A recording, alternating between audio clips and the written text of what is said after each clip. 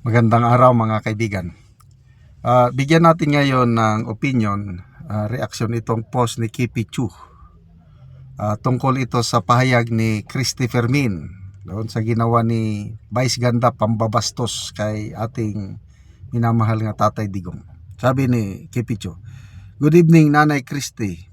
Yes, ganun talaga yung mga DDS na yan. Very mapaghiganti yan sila."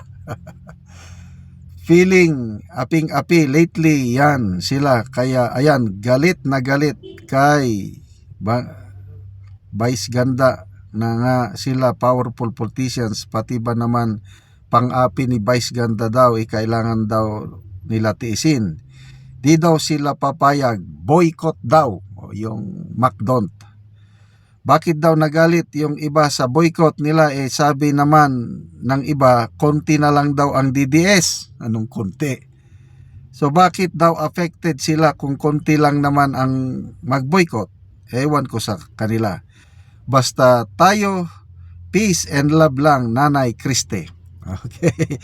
Maganda ito. Pakinggan natin itong mga pahayag ni Christy Fermin. Ang ganda yung pagdepensa niya sa ating DDS, bakit tayo galit na galit. Galit po ang DDS ngayon kay Vice Ganda. Kapag nakahiga na ang tao, pag nakadapa na, hindi mo na sinisipa. Yun. You don't kick a dying dog. Pinulabog mo ang kuta ng langgam, ngayon kinakagat-kagat ka. At sabi nga natin, hindi niya ito inaasahan. Hindi niya alam na ganito pala kalaki ang sunog na magaganap pagkatapos niyang paglaruan ang pangalan ng dating Pangulo. Ano ang sabi ng mga DDS na talagang galit na galit at gusto siyang sungkurin ng ipako sa krus? Anong sabi? Kung saan ang mahinang parte ng katawan mo, doon ka namin bubueltahan. Gagamitin ko yung sinasabi ng DDS Vice pangit kasi hindi nandun sa ganda. Dapat yung palitan ng Oo, pangalan. palitan ng pangalan. Ang tanong ko lang kay Vice, ikaw ba may talent ka ba talaga? Ipakita sa konsyerto mo. Hindi ka pa nadala. Hindi ba't hanggang ngayon, 12 taon na ang ginawa mong pambabalahura kay Miss Jessica Soho. Dapat nadala ka na dun. Diyan ka nadapa. Dapat bumangon ka na. Hindi. Nagpakadapa ka na naman para magkasugat ka na ibibigay talaga sa'yo ng mga nagmamahal sa mga tao na binalahura mo. Siyempre po, lagi naman natin ibinabahagi sa bakit galit na galit po ang DDS ngayon kay Vice Ganda. Kapag So, salamat Nanay Christy. ang sarap pakinggan yung naiintindihan na yung damdamin nating mga DDS. Talaga namang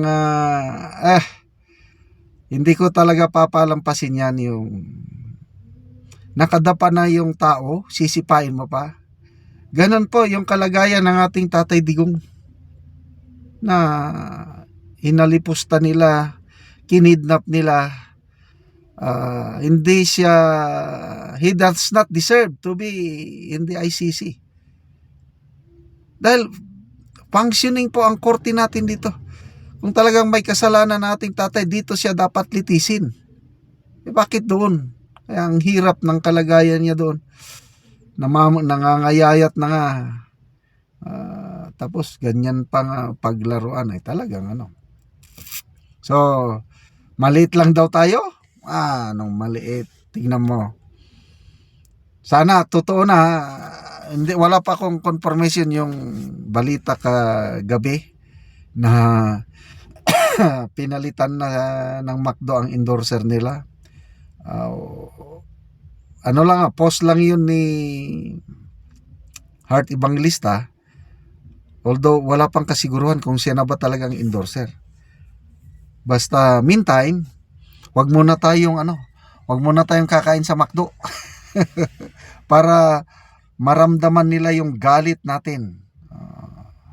At sana matuloy na tanggalin ng hintayin natin ang announcement ng McDo o si Vice Ganda, kaya tahimik kung hindi totoo yung binalita kagabi na si Heart Evangelista na ang endorser, dapat sumagot na si Vice. Wala pa akong na-monitor na pronouncement niya na kung siya pa rin. Kung matuloy natanggalin siya, magkano mawawala sa kanya? Kasi pinagmayabang niya yung sweldo daw niya 500,000 naman. Sabi niya, sanay na daw siya sa mga bus. Bago daw natin siyang ibas, dapat daw makaabot daw ang sweldo natin ng 500k a month. So, pinagmamayabang pa niya yung laki ng sweldo niya. So, ngayon, tuluyan siyang tanggalin ng McDo. Kasi, ang dami na daw, may nabasa akong comment kanina.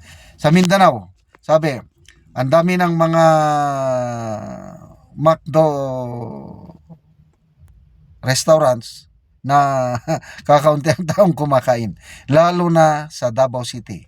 Ay, teritoryo yan ng mga Duterte, Davao City at Mindanao. Talagang apektado ng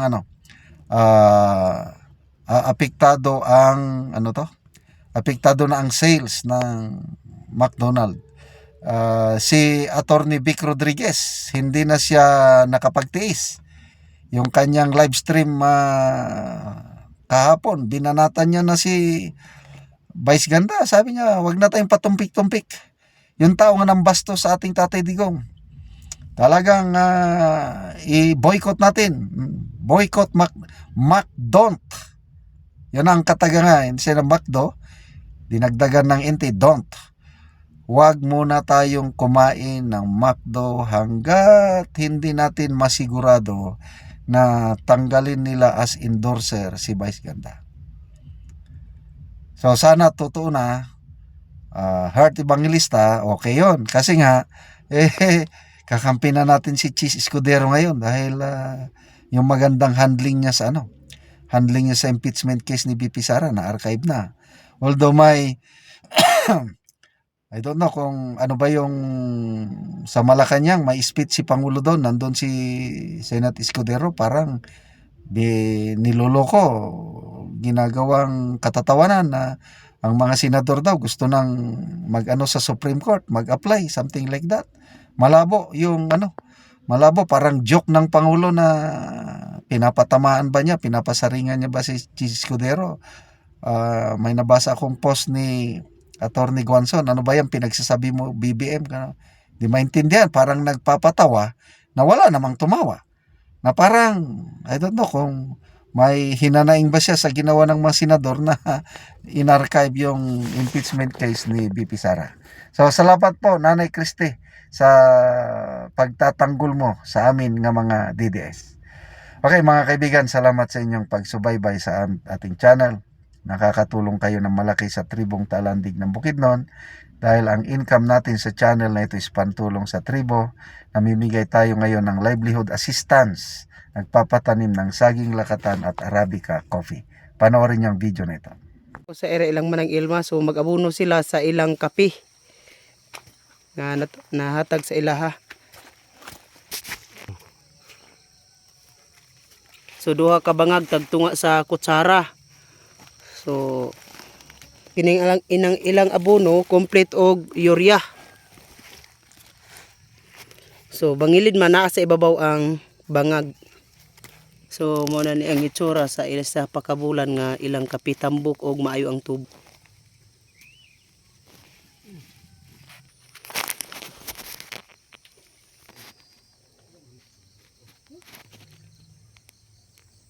O karon gawas sa kaping ilang tinanom mo pagyud ni ang ilang tanom nga lakatan. So hapit na gyud mamunga. O karon human sa pag-abono nag-spray na pod sa kape.